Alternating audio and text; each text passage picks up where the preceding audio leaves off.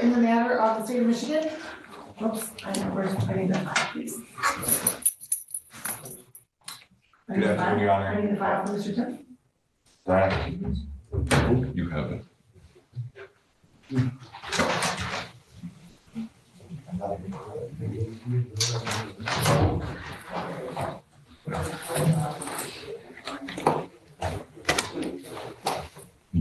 Company, Kick the company for the hour drive.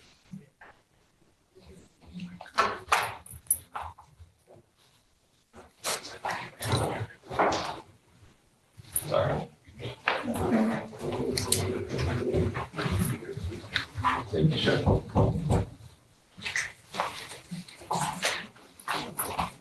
All right, we are on the record in the matter of the state of Michigan versus Daniel Tim, 25179. An appearance for the people, please.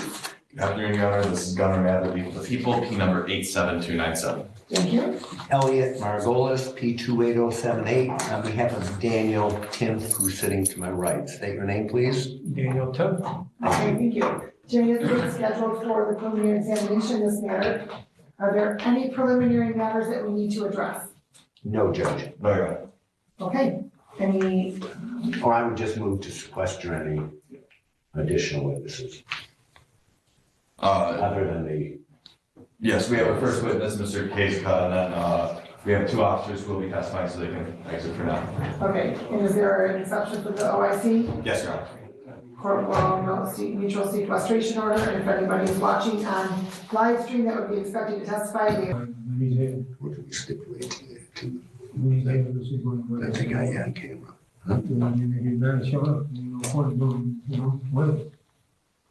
Okay, you don't have a problem with me stipulating them. I will stipulate.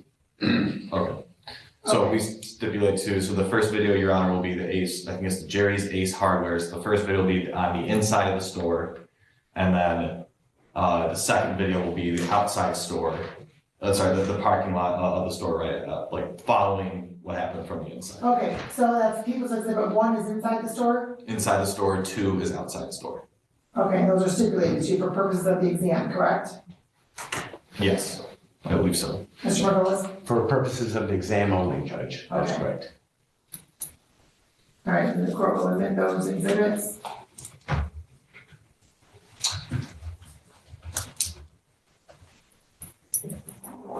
Okay, the people may call their first witness. Thank you, Your Honor. The people call Richard Kazeca.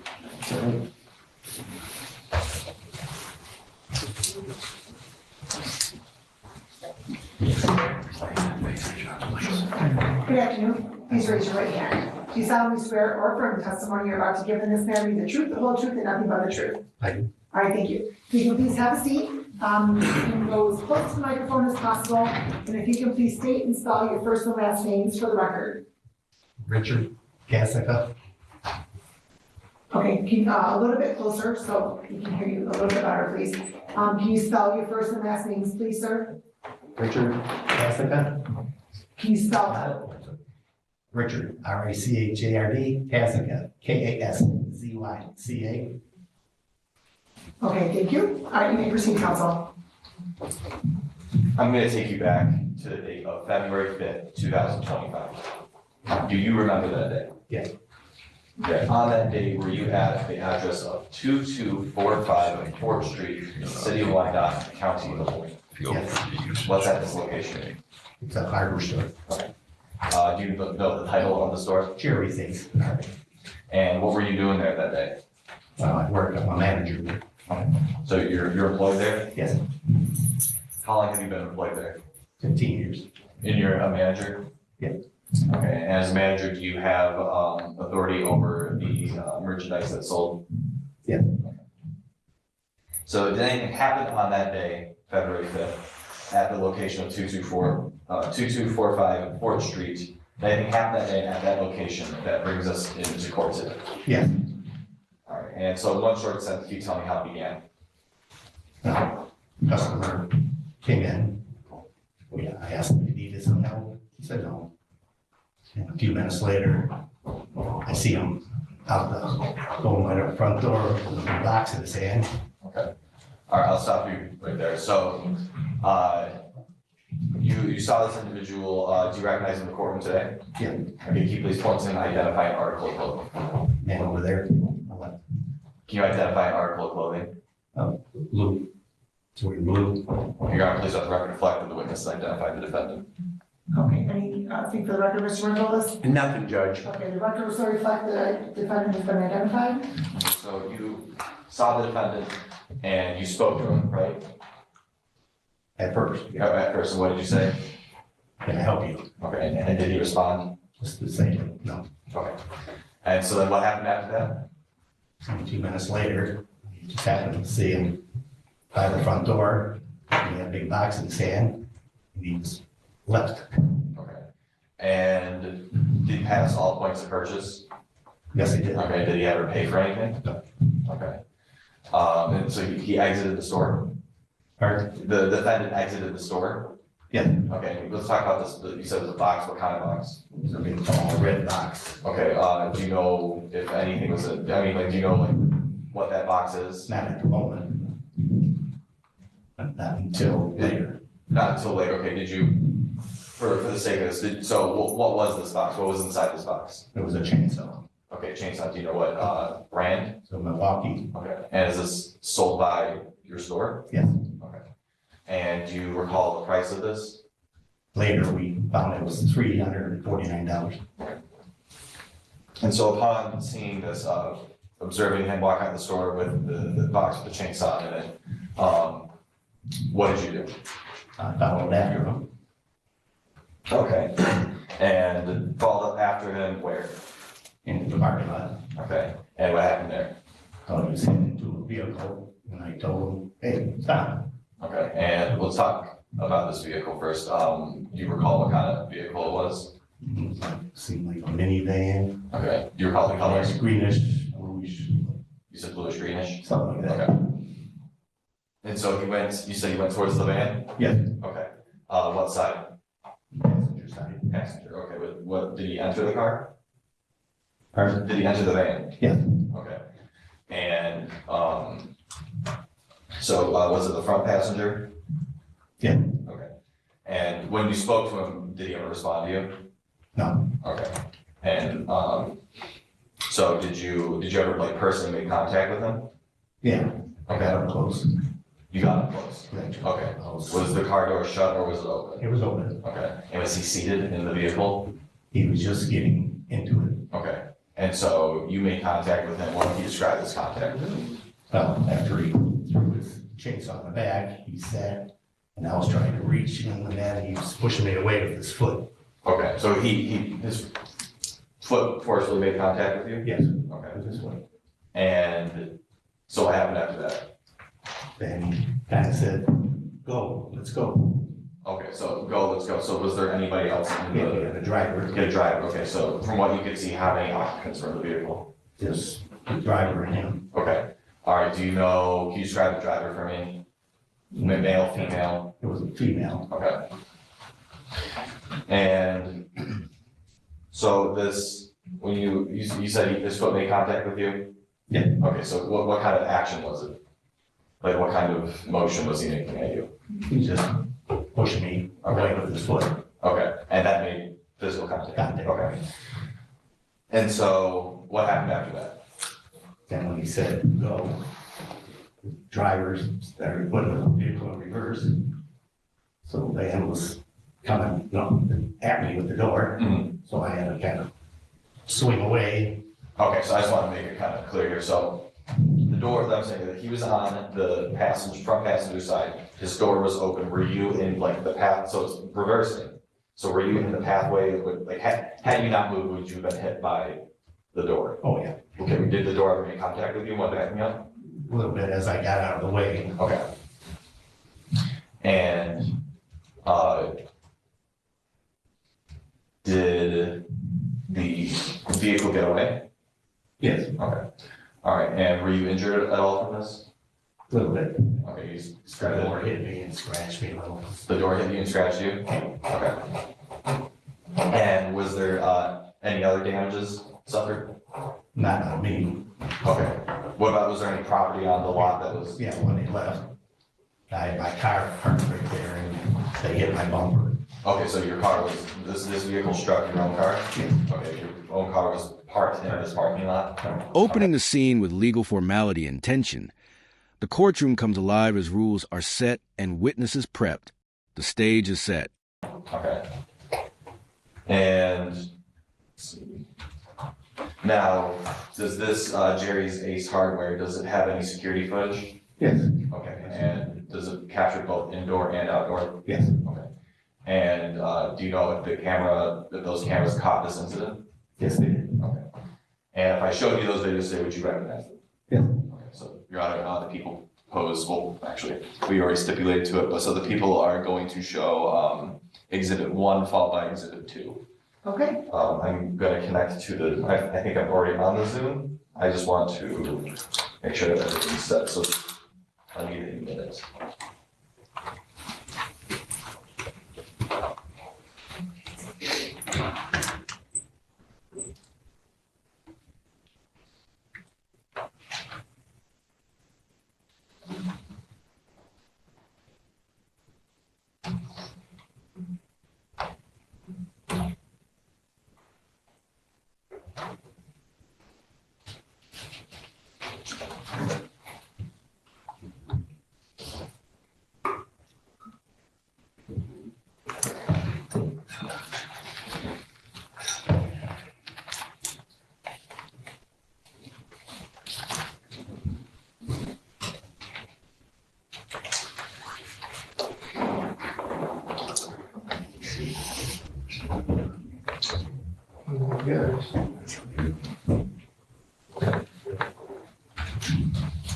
Okay, and what'd you tell them? Told them, yeah, robbed at Jerry's Ace, and I gave him the license plate number.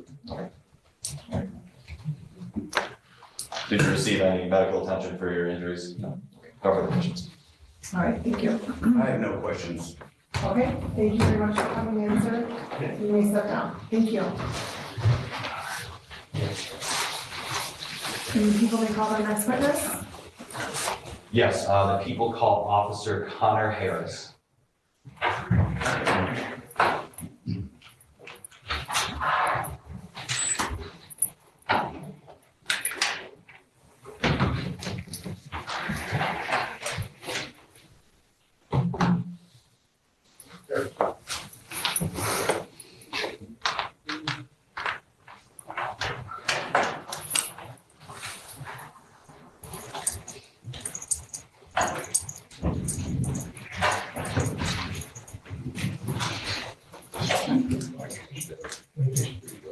Right after you. Please raise your hand. You solemnly swear or affirm the testimony about to give this man the truth, the whole truth, and nothing but the truth. I do. All right, thank you. If you could please have a seat and go as close to the microphone as possible, and state and spell your first and last names, please.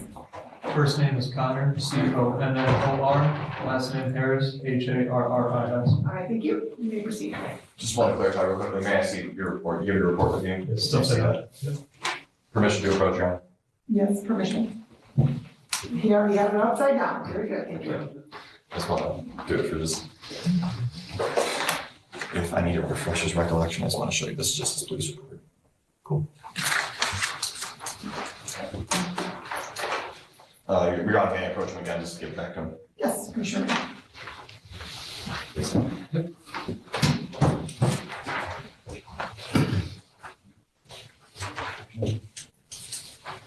All right. Can you please restate your name for the record?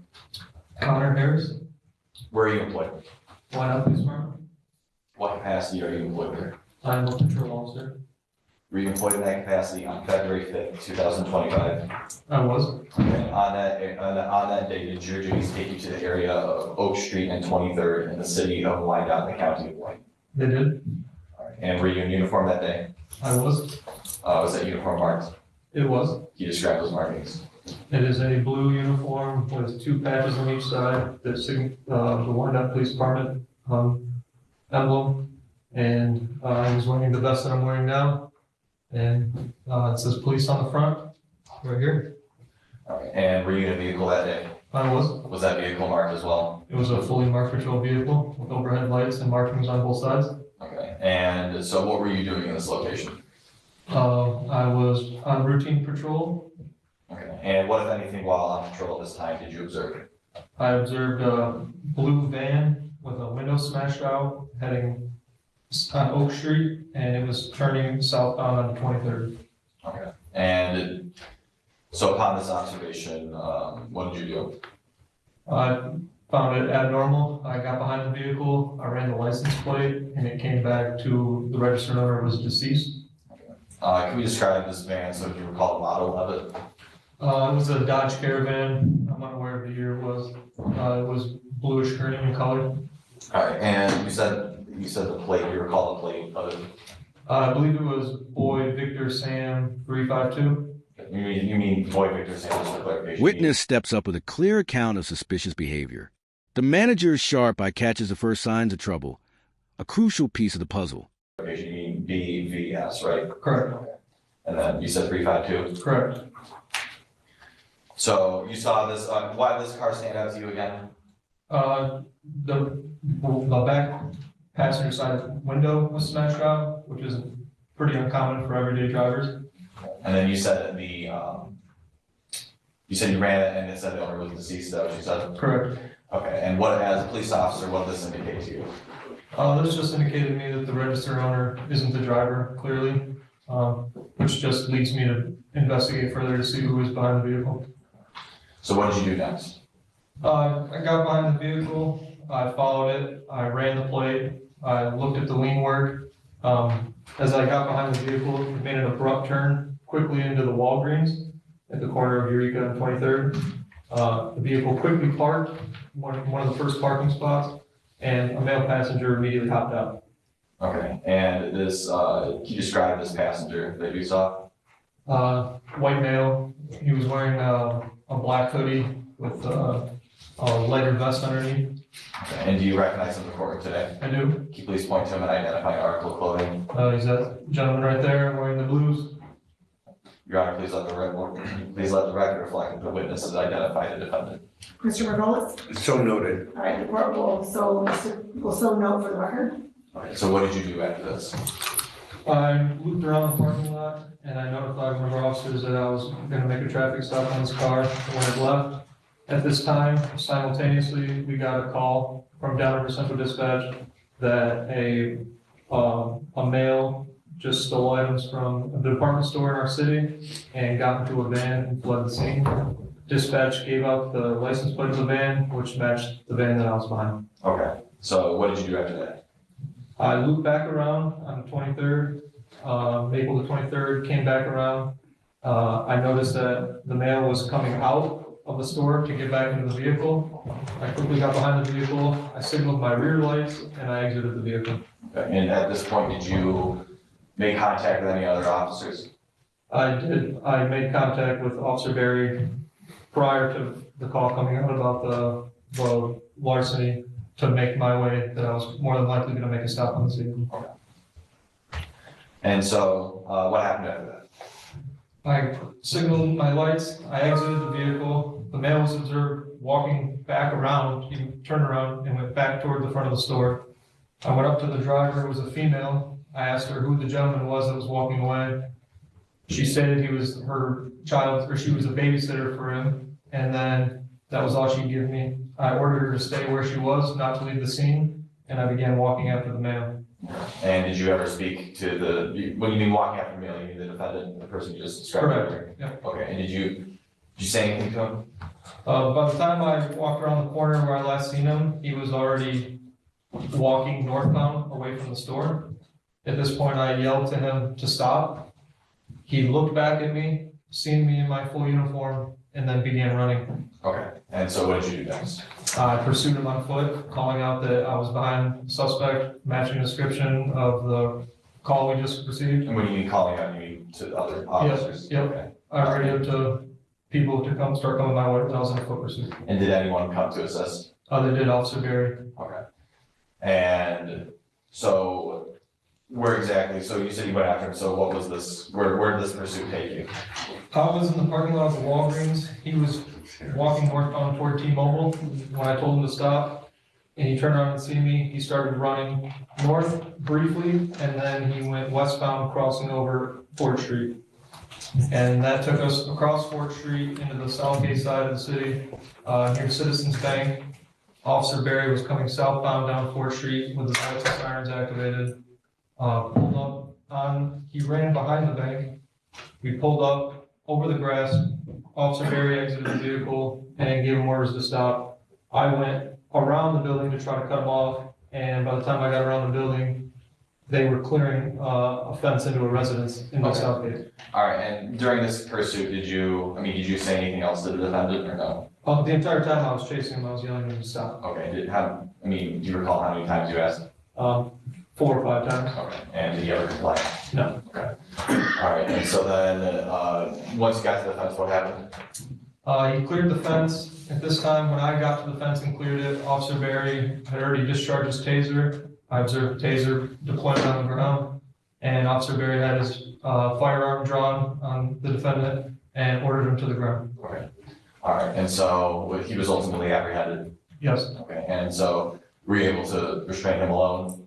Officer Barry put the handcuffs on him as we approached him and handcuffed him. We observed that the male had something in his mouth. He appeared to be chewing something.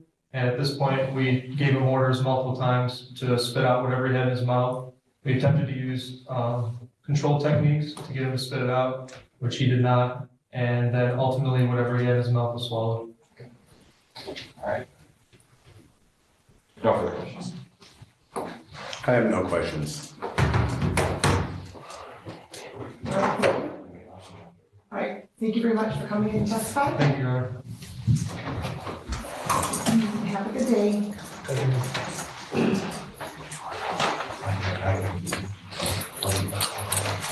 All right, people's next witness. Officer John Barry, he'll be our last witness, Your Honor. Okay.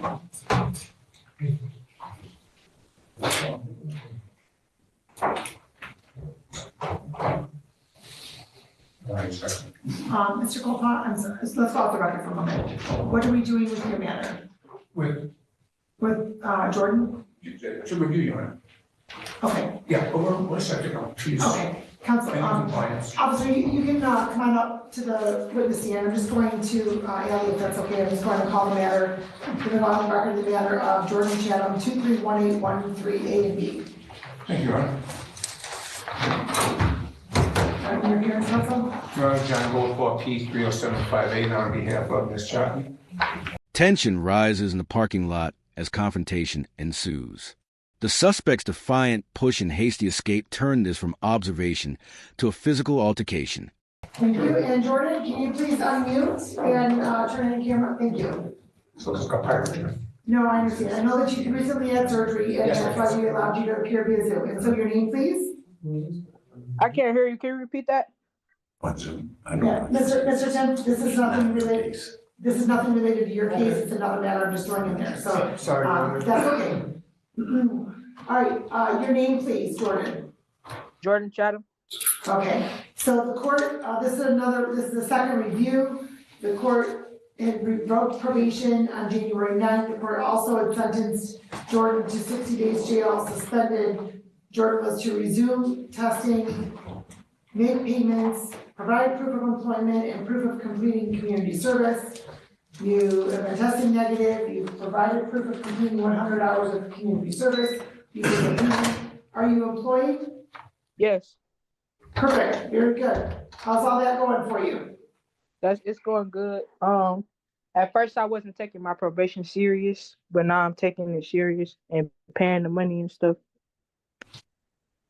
All right, so let's do this.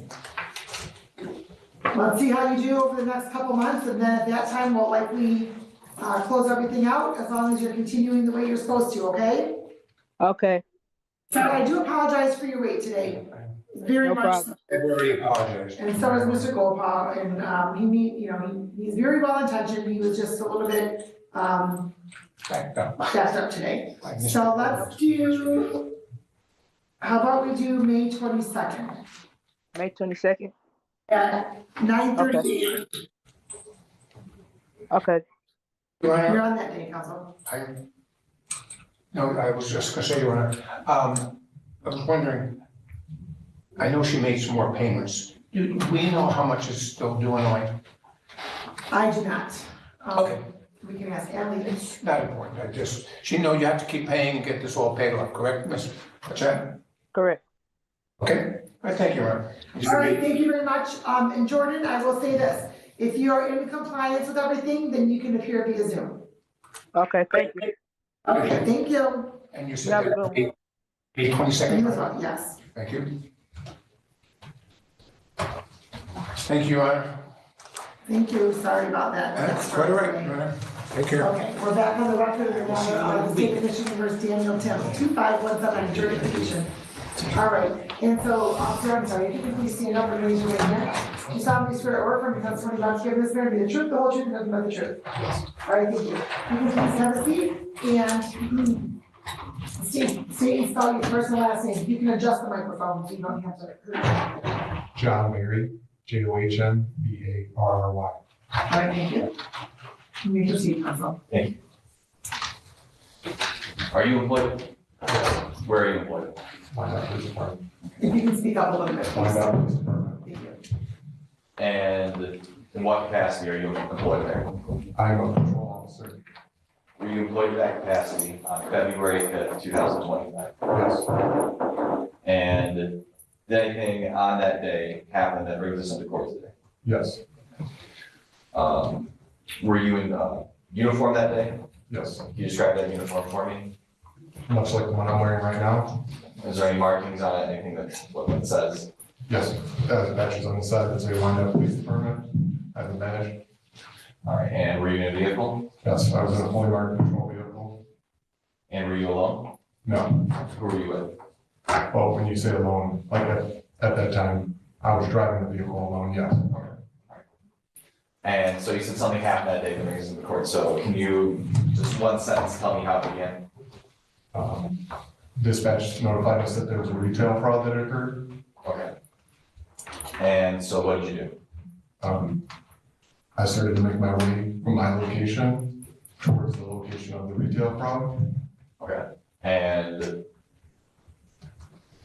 what happened next? While en route to that, another officer, Officer Harris, told me that he had found the suspect vehicle and he was at a different location other than where the retail fraud occurred. So I started to make my way down 4th Street towards Officer Harris's location. And so what, if anything, did you observe when you made your way there? Well, Officer Harris told me that Objection, Judge. As to what Officer Harris told him. It's hearsay.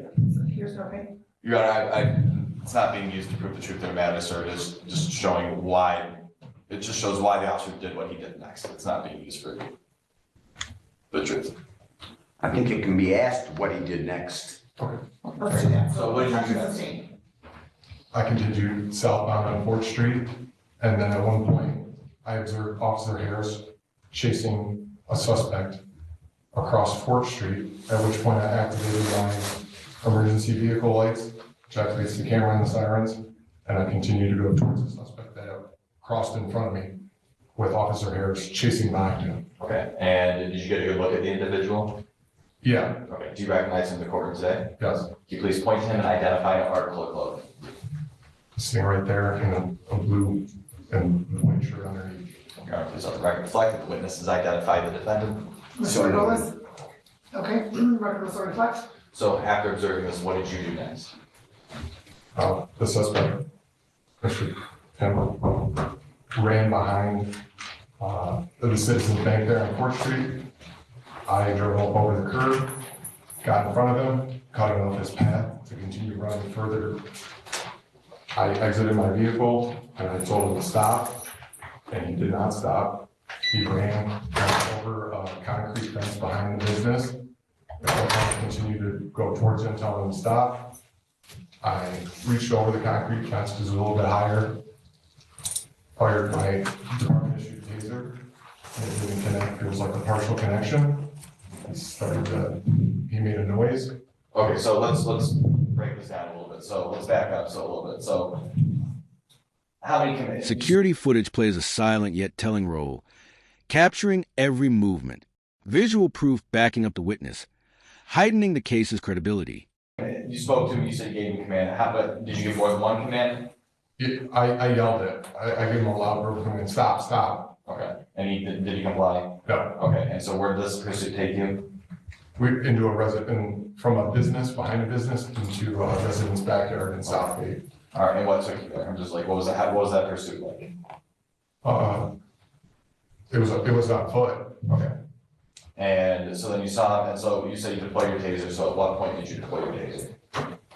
After he jumped over top of the fence Okay, and continued to run away from me.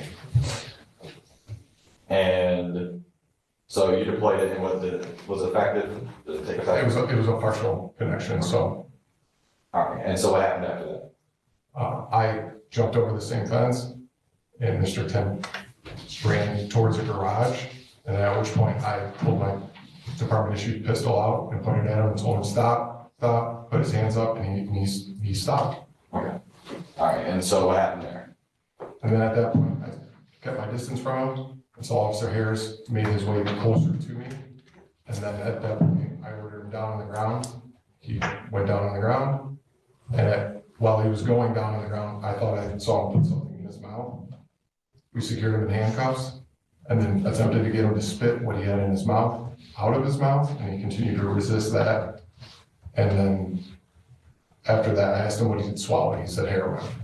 The defendant said that? Yeah. Okay.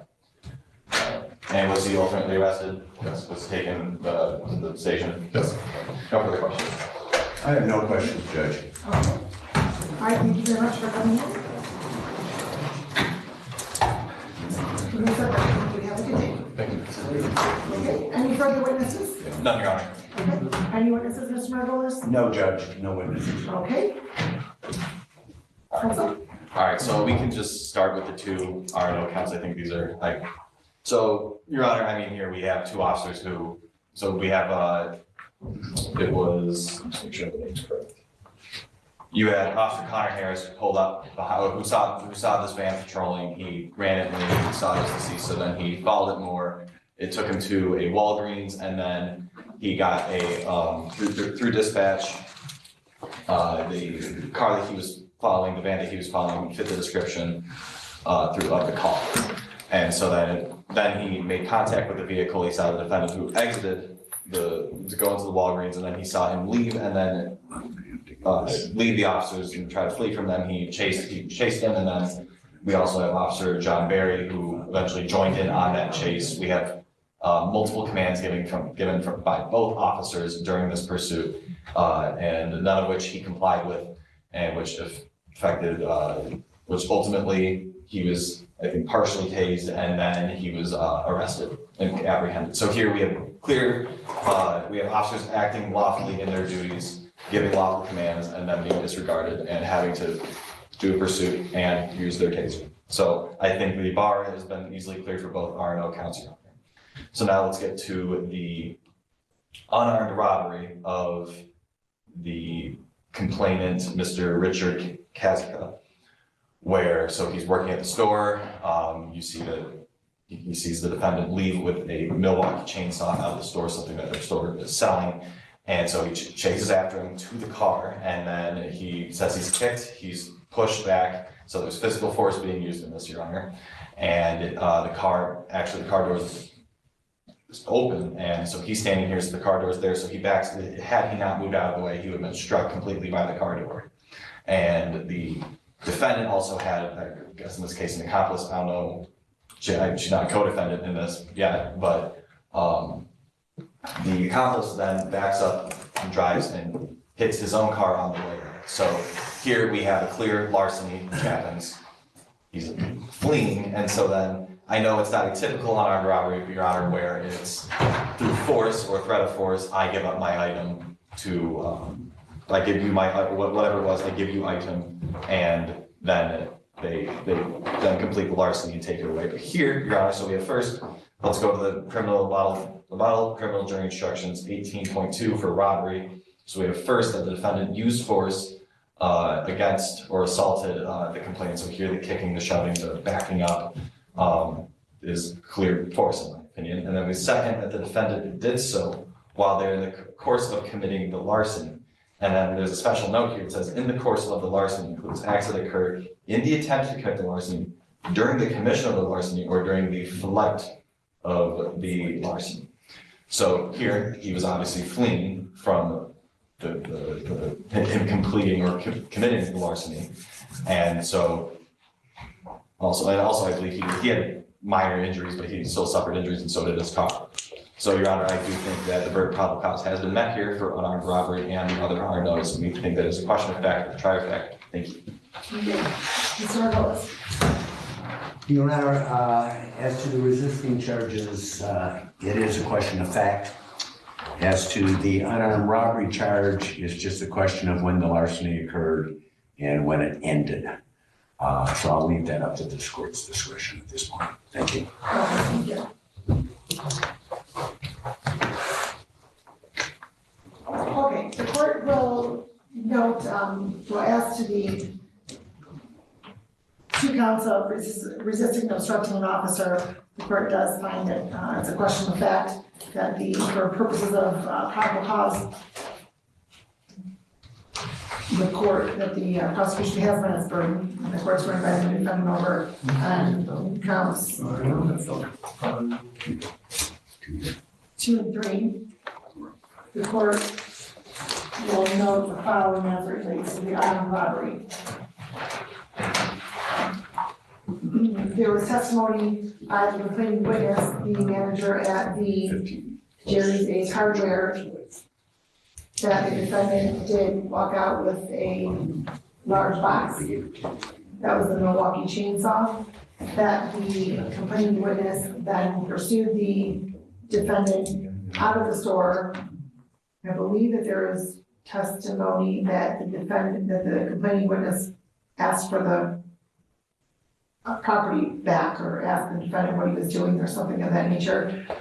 And the complaining witness was pursuing the defendant to the vehicle that he went into in an attempt to get the items back.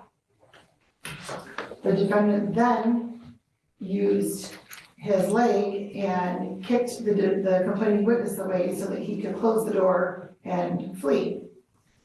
And then not only did the defendant make contact with the complaining witness with his foot by kicking him, the complaining witness was also struck by the car door. And as the model criminal jury, Police enter the frame with precision, observing the damaged van and tracking the suspect add a new layer, intensifying the stakes with law enforcement on the hunt. criminal jury instructions suggest this was done within one of the three, whether it was jury, accessory before the fact, or during the flee. The court finds that those elements have been satisfied by a preponderance of by a probable cause standard. The court will also note, as counsel indicated, that it would be to the court to determine at what point the larceny of the item was committed or ended. The court will note, as the manager of the building of the store was actively trying to retain the items or retrieve the items back from Mr. Tim, and Mr. Tim was continuing to possess the stolen items, continuing to complete the larceny, as well as physically making contact with the complaining witness. The court does find that the people have met their burden by a probable cause on count 1 as well. The court's going to bind the defendant over on all 3 counts. Therefore, the court will note that after examination having been held, it has been found that probable cause exists to believe both that an offense not cognizable by the district court has been committed and that the defendant committed the offense. The defendant is bound over to circuit court. You are to appear in circuit court on March 20th at 9 a.m. Your Honor, can't change the date. I have to go down there to get another date. I'm gonna be out of the country all next week. Correct. I cannot change that date. That is the third circuit court. I'll take care of it. The court will also note, for the record, that Mr. Margolis had mentioned to the court prior to the case being called that he was going to request this court ask Mr. Tim to be remanded or be held at the Wayne County Jail instead of MDOC, as Mr. Tim has multiple cases in multiple jurisdictions, and that it is